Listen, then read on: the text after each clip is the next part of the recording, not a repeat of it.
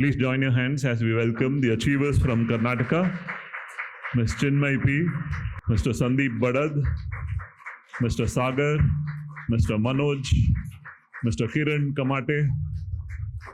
June 5th is a very important day in the calendar, not only for India, for the world. We celebrate this day as World Environment Day. The importance of environment, the importance of ecology and ecosystem to the world is nothing more than debated, but as it is. Today we gather here for the launch and orientation of a very unique initiative called Drona.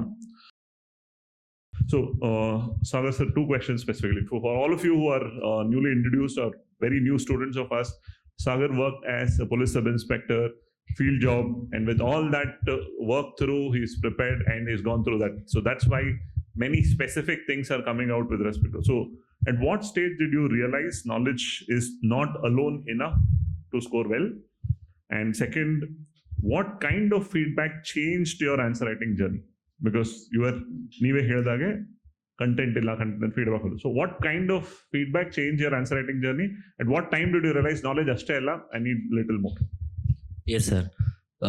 Work ಮಾಡಿಕೊಂಡು answers ಬರೆಯೋದು ಅಥವಾ preparation ಮಾಡೋದು difficult ಇರುತ್ತೆ. But determination sir ಹೇಳ್ದಂಗೆ determination ಇದ್ರೆ okay ನನಗೆ ಸಿಗೋ ಅವರ್ಸಲ್ಲೇ within 4 to 6 ಅವರ್ಸಲ್ಲೇ ನಾನು ಬರಿತೀನಿ ಅನ್ನೋ ಒಂದು ಮೈಂಡ್ ಸೆಟ್ನ ಬೆಳ್ಕೊಂಡ್ರೆ ಡೆಫಿನೆಟ್ ಆಗಿ ಆನ್ಸರ್ಸ್ನ ಬರೀಬೋದು.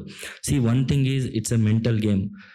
ನೀವು ಮೆಂಟಲಿ ಸ್ಟ್ರಾಂಗ್ ಇದ್ದೀರಾ ಅಂತಂದರೆ ಯು ಕ್ಯಾನ್ ಡೂ ಎನಿಥಿಂಗ್. ನಿಮ್ಮ ಬಾಡಿ ಸಪೋರ್ಟ್ ಮಾಡುತ್ತೆ. ನೀವು ಎಷ್ಟೇ ವೀಕ್ ಆಗಿದ್ರೂ ಪರವಾಗಿಲ್ಲ. ನಿಮಗೆ 3 hours ಆನ್ಸರ್ ಬರೆಯೋದು ಕಷ್ಟ ಅಂತ ಹೇಳ್ತೀರ ಅಷ್ಟೇ. ನಿಮ್ಮ ಕೈ ಸಪೋರ್ಟ್ ಮಾಡಲ್ಲ, ಫಿಸಿಕಲ್ ಥಿಂಗ್ ಸಪೋರ್ಟ್ ಮಾಡಲ್ಲ ಅಂತ.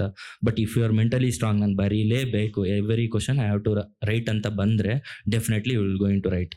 So makes your mental thing strong actually. So ಇದು ಒಂದು thing.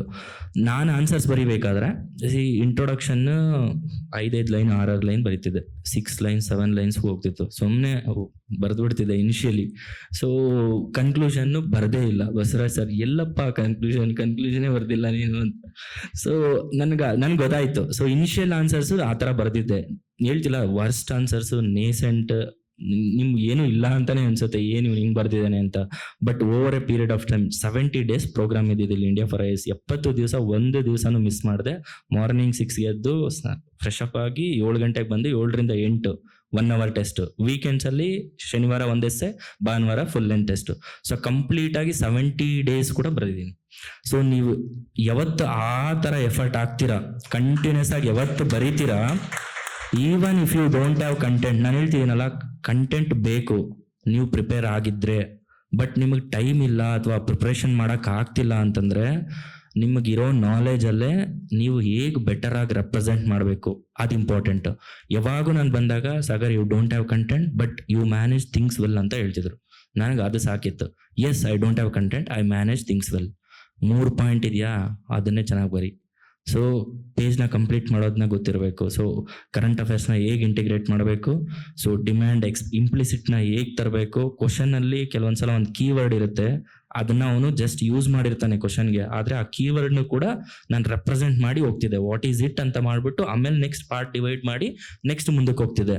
So that is also fetched more marks for me in the mains. ಅಷ್ಟೇನಾ ಸರ್? Yes sir.